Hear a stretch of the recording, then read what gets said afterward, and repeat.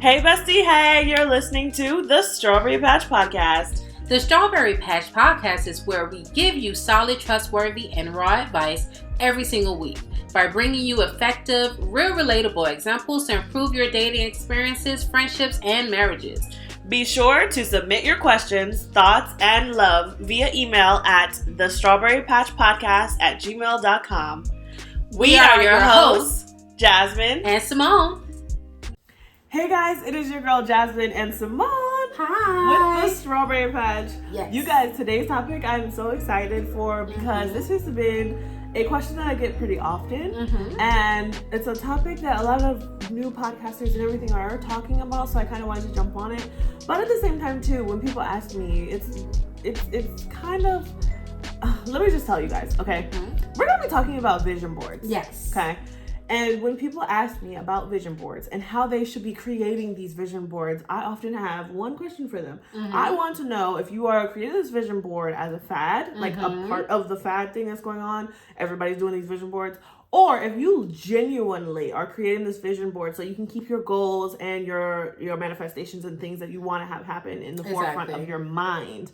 Okay, because there's a difference. I know that there's a lot of things that people want, you know, and people will put, the mansion and all that stuff. And I admire people who do that and it actually comes to pass.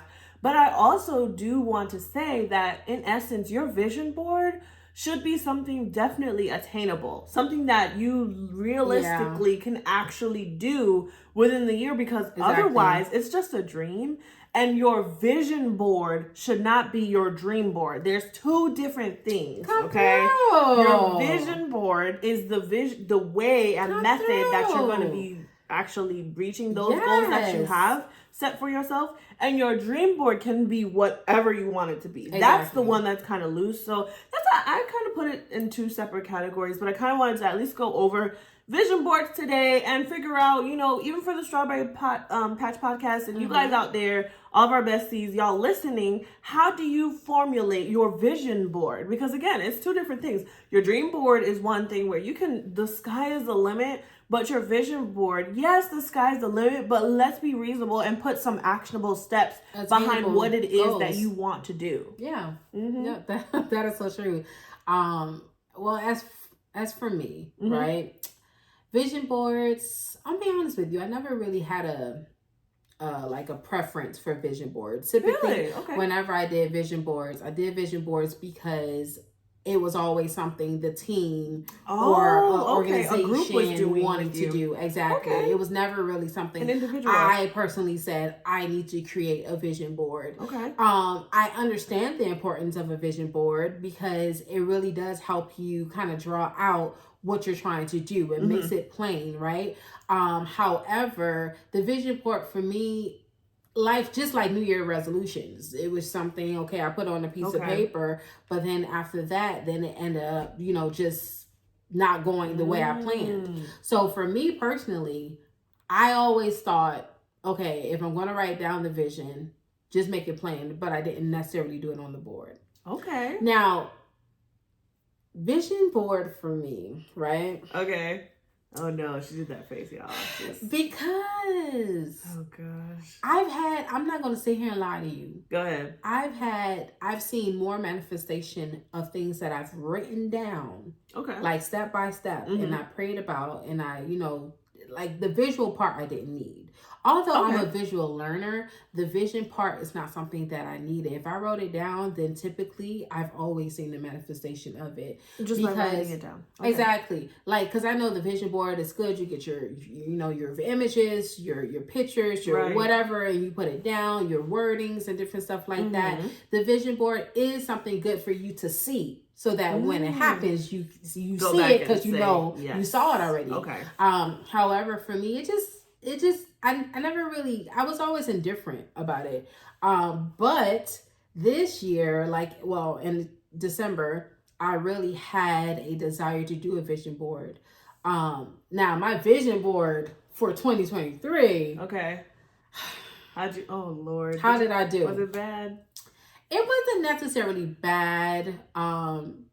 one thing that did come to pass for sure. No, we didn't do these vision boards together. So no, we didn't. No, we didn't. So no, we didn't. And the vision board that I did wasn't. It was obviously my vision board, but when did you do it? It was once again motivated out of a group thing? Activity. Okay, got it.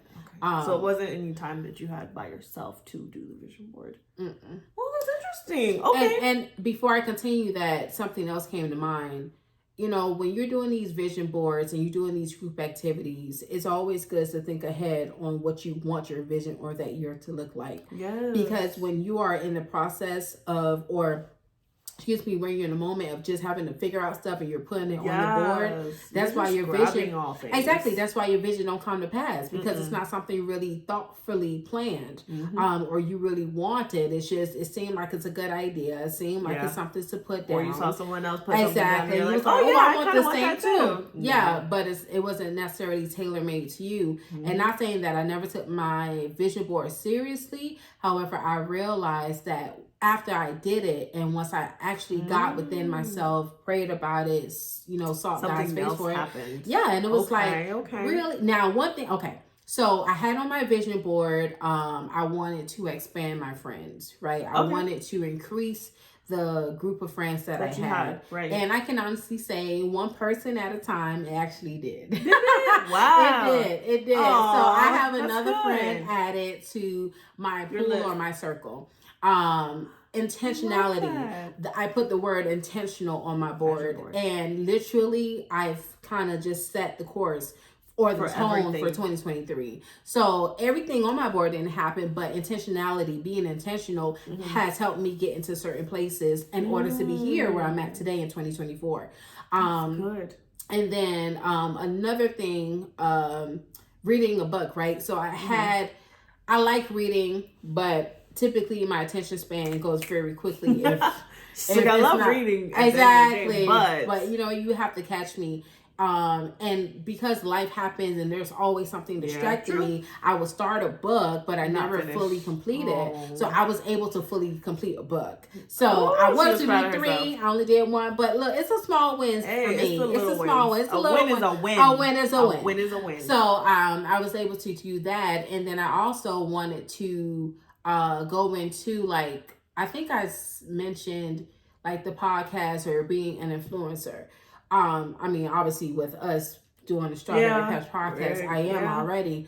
However, maybe that was in 2023 didn't work out, because in 2024, I have my own, and I am definitely an influencer. And I'm ready for her to do it. Exactly. I'm just excited, y'all. So it always, and for me, it's the tying back into your real life goals. Again, as she even said these things, different things she wrote down for 2023, even back down to the things that didn't actually happen. Yeah. It's because she wasn't intentional on those things that she was supposed to be, that she wrote down. Yeah. And that's why I said at the beginning, when you're doing a vision board, you have to be intentional, and you have to know which things are actual tasks and stuff that you actually can attain. If it's not in your willpower, or you want to work a 9 to 5, why would you put that you want to make $100,000 in that year? Because you're trying to quit that job. So that's not a part of it. That's not going to be a part of your vision.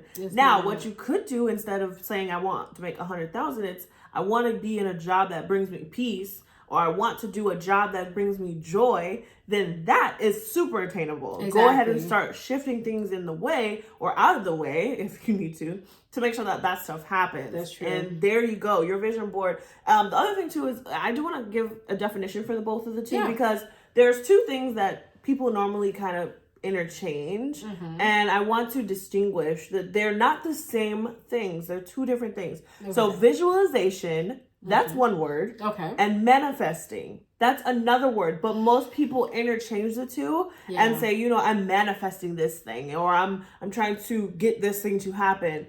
And then other times they'll say, I'm visualizing this, or I'm, and it's not the same thing. Visualizing is not manifesting. So visualization is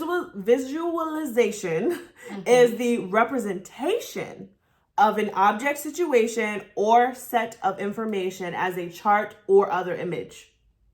That's visualization. Okay.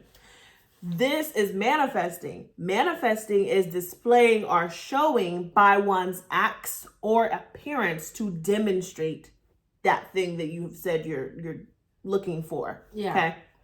So when I think of manifesting is not in my head, kumbaya-ing, making up things that it's going to happen. That's not manifesting. Manifesting is display or show by one's actions, okay, actions to change the appearance or things of that nature to make them come into fruition. Teach. So this is why I say it's super important when you're saying, oh, I'm manifesting this, that, and the third. You cannot manifest and not work.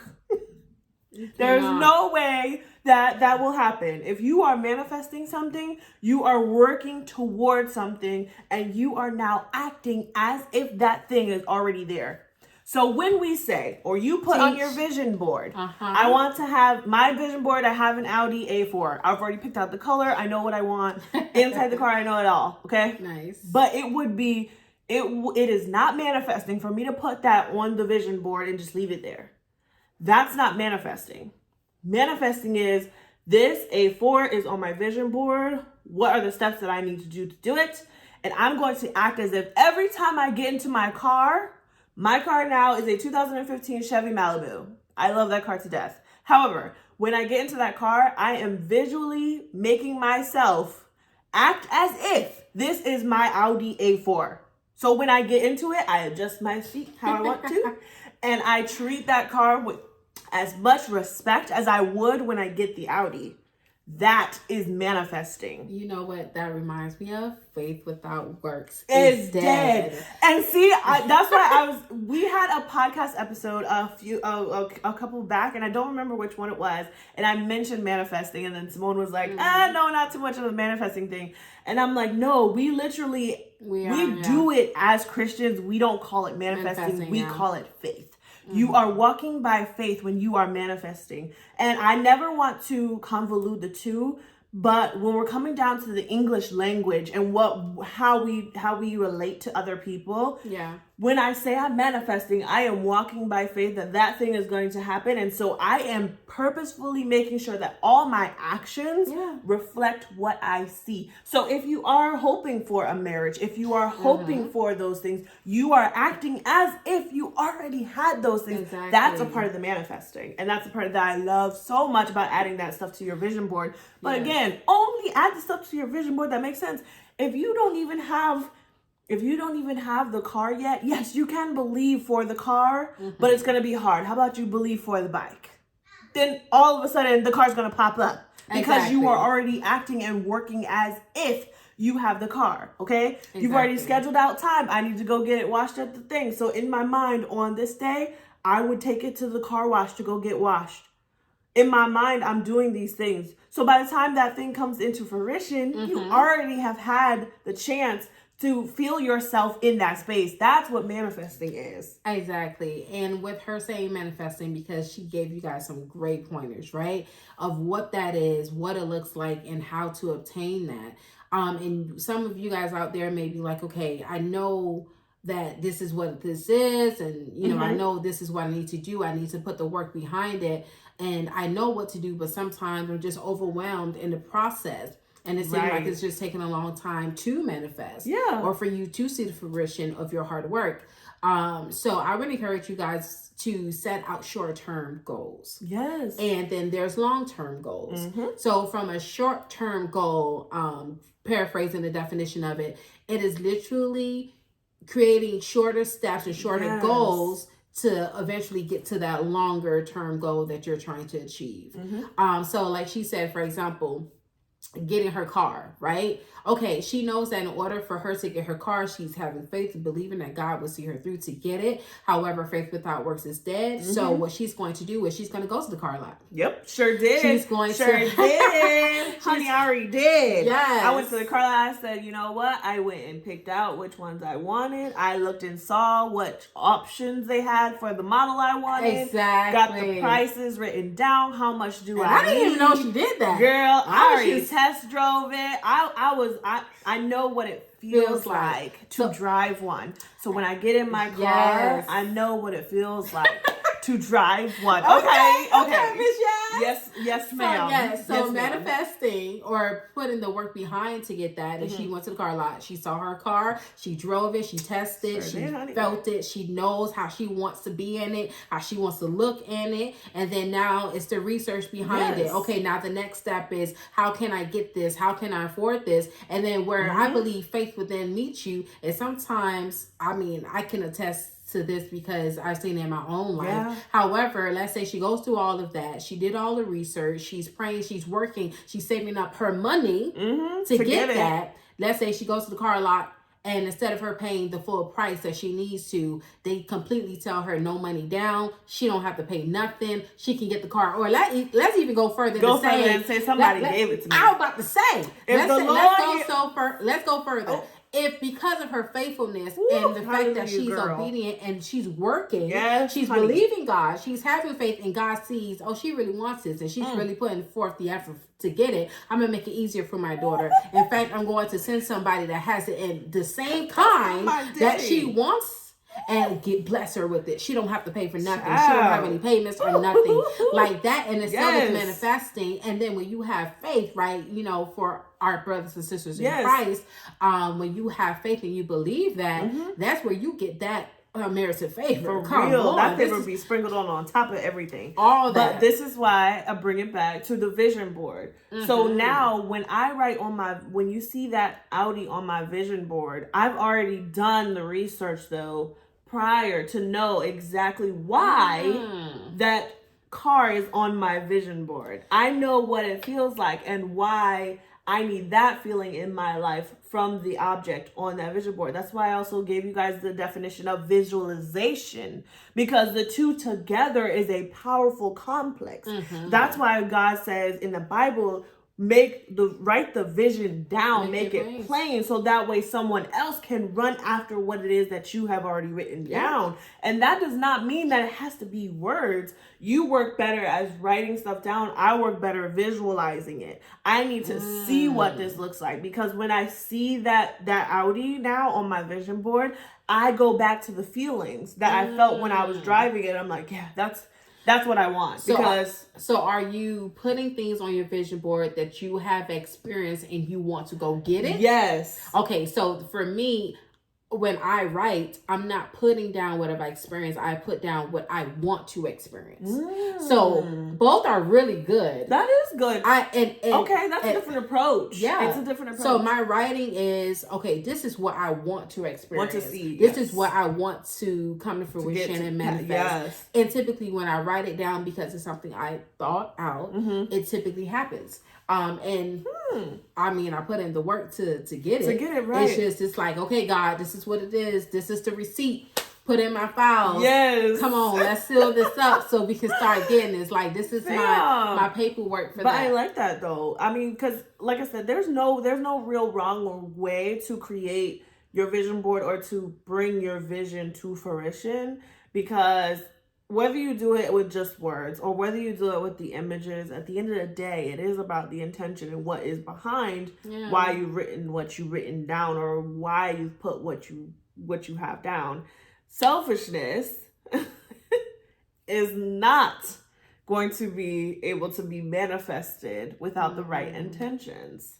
Yeah. And that's the most important thing that I want you guys to remember as you're creating these new vision boards, especially with everybody. Like I said, when you ask me, Jazz, I want to do a vision board, how should I start? I'm always going to tell you, start with yourself. I would need to know if you're doing this for the fad of it, or if you truly are trying to be intentional on what it is that you want to envision for your life. What would you say? I have a question for you. What would you say to those that, okay, they want to do a vision board, but they don't really have a vision for themselves? That's interesting. And that's speaking to someone who may, in essence, be lost. And to be honest, I wouldn't advise that person to create a vision board, because until you know what it is that would bring you joy, bring you peace. And honestly, those things we already know, even from the Christian realm, those things come with God. But if you're trying to figure these things out still, you can't have a vision. No one else can They say a double-minded man is unstable in all his ways. In all his ways. So there's no way that somebody who doesn't know what they want to do, they're unstable. You can't you can't run after a vision for somebody like that. There's no need to write that down. I've checked out. There's no need to write that down. So I just that, and I love the fact that you said that, because, and I say that in so much love. You guys, like, I care so much about our community and besties out there. Like, if you are in that space where you're not sure what you want to do and where you need to be at, it's okay. It will take some time. Go to therapy, get counseling, get some mentorship.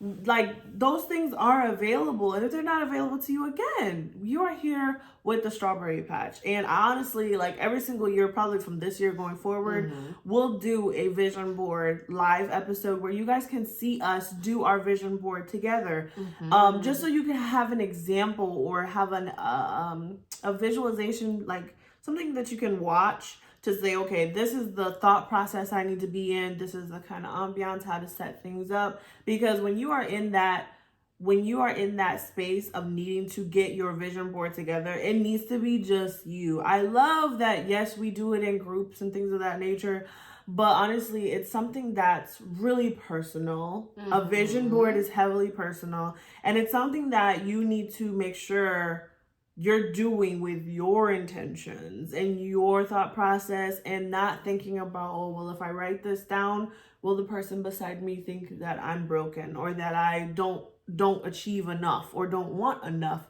Your vision board is your vision board. If you don't want the mansion, don't put the mansion down. If that's not your thing, if the Audi is not yours and you just want a Chrysler or Toyota, put the Toyota down. Like, stop it.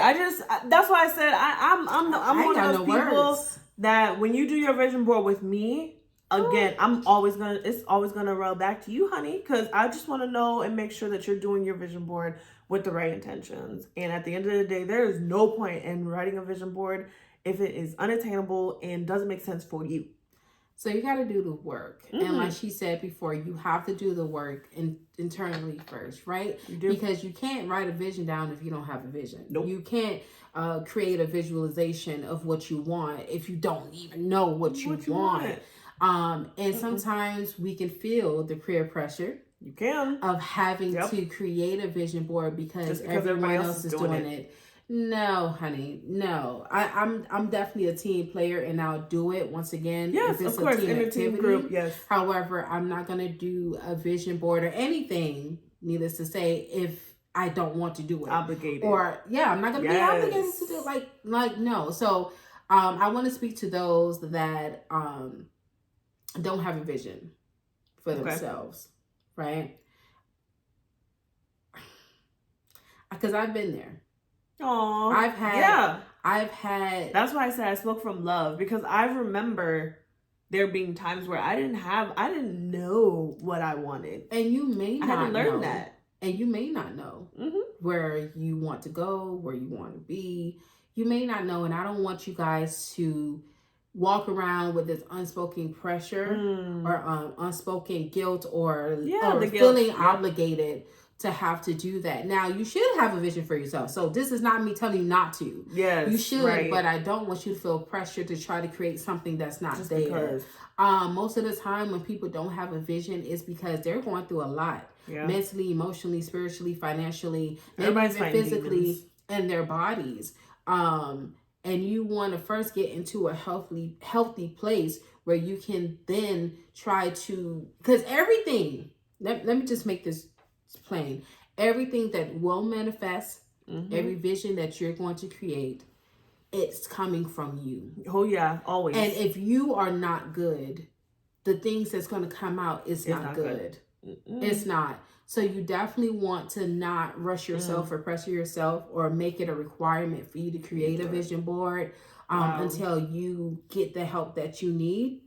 And sometimes it may be even overwhelming, like I said before, for people to create a vision board, because they may have tried it before and they've seen where it didn't work. It's a pattern of failure. And typically when someone has failed, they don't try again, or they don't want to try again, or they don't put that much effort in it. Once again, it's just an obligation or just a thing to do.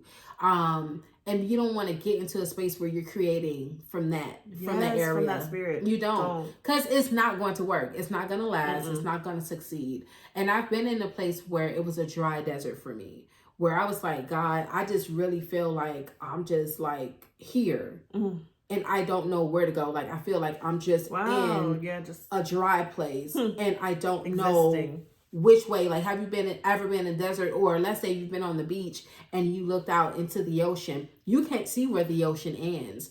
And you may be someone that feels that way. Like, you don't even know which way to go. You know, how could you know north, east, and west depending on where you're at? So you may feel that way, and please know that you have resources, and you have people, and you have us that's here to help you guys in that process, because it's not as easy as people make it. It's really not. It's not. That's why I said if you ask me about a vision board, I'm gonna ask you those two questions: is this for a fad, or is this because you genuinely want to do a vision board? And some people may not, because there's we're tribe beings, right? We're believers in Christ, so we're gonna always speak about the kingdom mindset, right? So we're tribe beings. We're body, soul, and spirit, right? So you may want to create a vision board based off of those three categories. Start there. Start small. Exactly. Start small. Also, you can separate it: professional, personal, and maybe family, like whatever the case may be, or you can just separate the two, personal and professional. Okay, what do you want your life to look like? And you know what? This is a great place to start. Where if you don't have a vision right now, right? Figure out what makes you feel good. Figure out what makes you feel. What makes you feel good right now? Like, seriously, what makes you feel good? Jennifer, what makes you feel good? I like sitting on my sofa, drinking hot chocolate. I did that the other night. Or drinking a mimosa. So that makes you feel good. I like being at peace. Just being by myself, like just chilling. And it's something you want to attain for the rest of your life. Oh, yes. So I work hard so that way I can just sit on my sofa. Exactly. With my blanket and just, that's it. So that's a vision of hers. The vision, and some people can interpret that the wrong way, as if she just want to be home lazy and not doing nothing. No, but it's at the end of the day, that's where she wants her life to be, where she's in a place of peace, where she's not pressured or rushed to do anything she don't have to do anything for anybody. Exactly. So in order to get there, she's working hard. She's putting forth the effort to set up her lifestyle so that it can end that way. If you like going to the movies, if you like spending a lot of money or traveling, okay, what can I do to make sure that I have the funds to do it?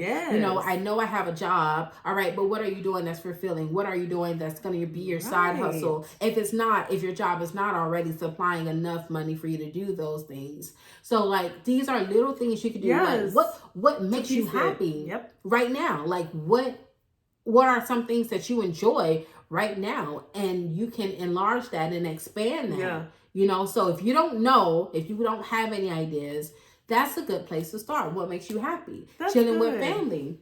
I love it. Set up with your family. So, dude, it's gonna always go back to, again, the person. So as long as you guys, and we will do that video about how to do the vision board, and we'll do the vision board together with you guys as a live video, so you guys can see it. So y'all will have to tune in or wait until we'll do that as an event. Actually, that'll be our first event that we do as a podcast thing. So we'll do that as an event. Let's do it as an event. We'll talk about we'll see how we're gonna do it. But I think that should be our first event for sure. Exactly. Because it's something that, again, like you said, there may be some people who are stuck, and if you feel like that's you and you don't have the mentor and you don't have the community that you wish that you could have in order to dream that way, let us be that for you. Okay? We're here. Wow. I'm sorry. I have to say this because I just felt it.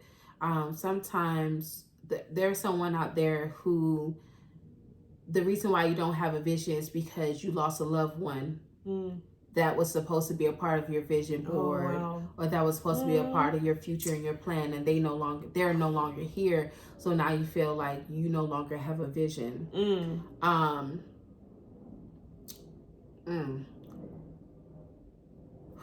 You have purpose. You had purpose before the person came in your life. You had, or yes, if this was a parent, you had purpose before you was in your mother womb. You had purpose while they're on earth, and you have purpose after them. You yourself have so much to do and so much that's left to be upon the earth. And just know that your time is not yet done. It's not up. No. You got more to go. I get it. You feel like life has been drained from you, and you feel like literally what's the purpose? Because you prepared and set your life with the inclusion of this person, and they're no longer there. But know that that person would have wanted you to live your life. And God doesn't want you to be stuck. He doesn't want you to be stagnant. He doesn't want you to not experience heaven on this side. That's good. There's so much more out there, and so much, and you're probably wondering, like, how can I get past this? Or I don't know what, because they literally was my life, or I didn't picture my life any other way. Involved around them. It's nothing wrong with starting new. Yes. It's nothing wrong with starting over again. And God is going to do a new thing. And please understand and know that there is nothing that we've lost when we're in God. And even if you don't know of him, because he's so good, because it rains on the just as well as the unjust. There is nothing you can't do that God can't replace and make it 10 times better than before. Honey. Just to give a little testimony, and this is going way longer than I expected, but I just really feel like someone needs to hear this. When my spiritual father passed away, that man wore many hats in my life. I found him when I was in a place where I had just lost, like, my best friend, my very first best friend. My household wasn't as healthy as I would have liked it to be. And the only thing that was an oasis to me was the house of God. And when I got to connect with the man of God, which was a divine connection, he became a confidant, a best friend, a mentor, a teacher, a spiritual father, and it even transcended into stepping in the role of a natural father.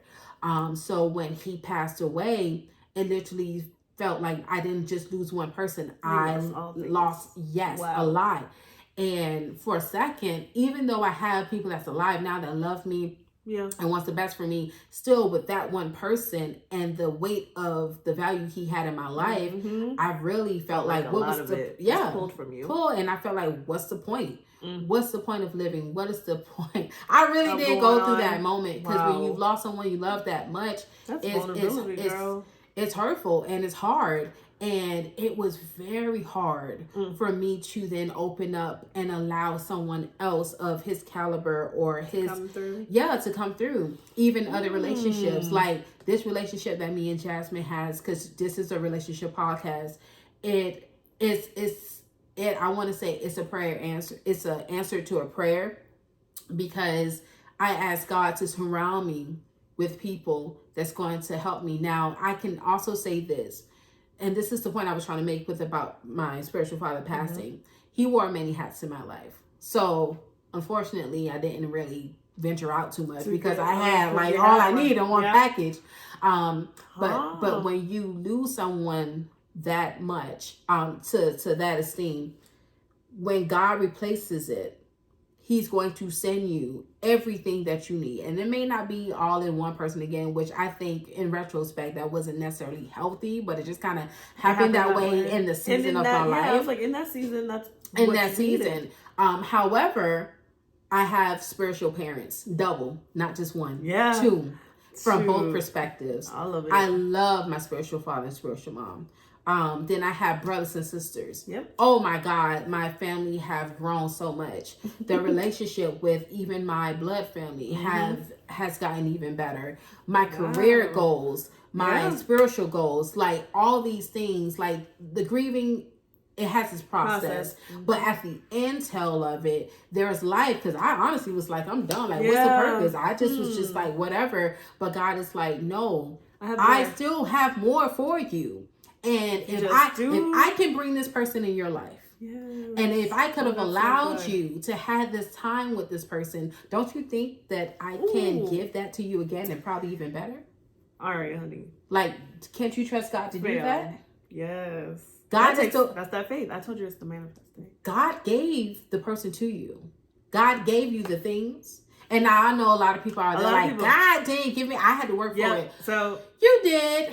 Because God ain't gonna come off the throne and just hand you stuff. He's not gonna do that. But as our pastors have always said, He's going to use people to give it to you, though. Exactly. He's not gonna come down and do it, but He will get people to turn their favor, to turn their lives towards you in such a manner that it will bless your whole entire life and generations to come if you let Him. If you let him. One thing that they always said, our pastor said, it is God's job to perform and our job to just be obedient. Yep. You know, and period. That's all we're trying to do. But just to encourage the person out there who don't have a vision, who don't create vision boards, who's not even trying to, or you probably was someone that did it, but stop because once again, your life has altered. I encourage you to pick that back up. Yeah. I encourage you to let the life of the person honor them by living. Honor God by living. Honor yourself by living. Because you still wake up every morning. And you still have so much more to give. And to be honest with you, your life you wasn't created just for that one person. You were created for multiple people. You were created for your loved ones, for your friends, and for strangers you haven't even met yet. The pain that you have experienced is literally going to help you so you can minister and help someone else in a situation. So pray about it. Definitely ask God to help you with the grieving process. It's not going to happen overnight. However, if you put forth the work, you can manifest that peace and happiness and joy that you once had. You can get that again. Yes, and more. But you guys, that is all the time that we have for today. We went a little long, but it's okay because again, it was something that I know came from the heart and something that someone out there needed to hear. And so if that was you, go ahead and send us an email. Like we said in the intro, send us an email letting us know about if this episode touched you, if this was something that you really needed to hear. We love to hear the feedback and the testimonies of those that are listening to us. But again, guys, remember before we go, VeggieTales has no strawberries. Bye. Bye. Hey, Bestie. Thank you so much for joining us today. And if you enjoyed this episode, go ahead and like, subscribe, and share a review. If you're not already following us on social media, you can find us at THA_strawberry patch on Instagram and TSP_podcast on TikTok. You can also check out our exclusive podcast apparel and gifts on our website at tspodcast.com. Just click on podcast and shop. Remember, any relationship is what you make it. So do all that you can to live in peace with everyone.